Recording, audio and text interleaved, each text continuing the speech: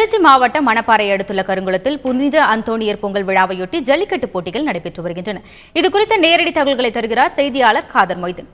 காதர், சொல்லுங்க, எத்தனை காளைகள் இந்த போட்டியில களம் காணுகின்றன? இதற்கான ஏற்பாடுகள் குறித்து சொல்லுங்க.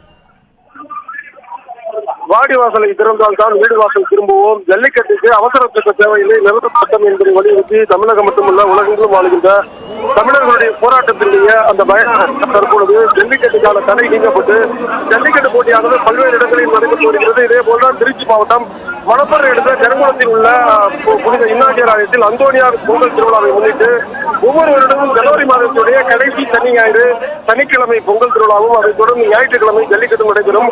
கடந்த 2 ஆண்டுகளாக நடைபெறாத நிலையில் இந்த ஆண்டு ஜல்லிக்கட்டுக்கான அனுமதி கிடைத்துள்ளதால் இந்த பகுதியில் இன்று காலை ஜல்லிக்கட்டு போட்டியானது தொடர்ந்து நடைபெற்று வருகிறது.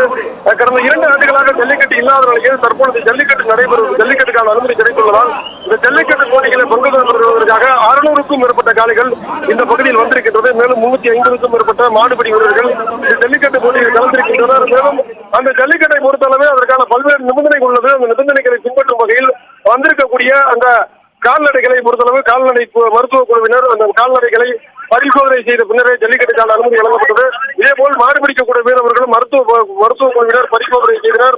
அதன் பின்னரே அந்த பரிசோதனைக்கு பின்னரே காளைகள் வாடிவாசலில் இருந்து கட்டமைத்து தரப்படுகின்றன. இதேபோல் ஜல்லிக்கட்டு காளைகளை பிடிப்பதற்கான மாடுபிடி வீரர்களும் ஒரு முழுமையான பரிசோதனைக்கு பின்னரே அனுமதிக்கப்பட்டிருக்கின்றனர். இதைத் தொடர்ந்து இந்த ஜல்லிக்கட்டு போட்டியானது தற்பொழுது தொடங்கி நடைபெற்று வருகிறது. இந்த ஜல்லிக்கட்டு போட்டிக்கான அனைத்து ஏற்பாடுகளையும் இந்த கருங்குளத்தைச் சேர்ந்த ஊர் முக்கியஸ்தர்கள் மற்றும் கிராம மக்கள் செய்திருந்தனர். இதேபோல் இந்த ஜல்லிக்கட்டு போட்டிக்கான பாதுகாப்பு ஏற்பாடுகளை திருச்சி மாவட்ட ஆட்சித்தலைவர் KS பழனிசாமி தலைமையிலான வருவாய்த்துறையினரும் திருச்சி மாவட்ட காவல்துறை கண்காணிப்பாளர் செந்தில்குமார் தலைமையிலான போலீசாரும் இந்த பகுதியிலே தொடர்ந்து பார்வையிட்டனர். இதேபோல் பொதுப்பணித்துறை மற்றும் பல்வேறு துறைகளில் உள்ள அதிகாரிகள் இந்த பகுதியில் கடந்த சில தினங்களாக ஜல்லிக்கட்டுக்கான ஏற்பாடுகளை தொடர்ந்து ஆய்வு செய்தனர்.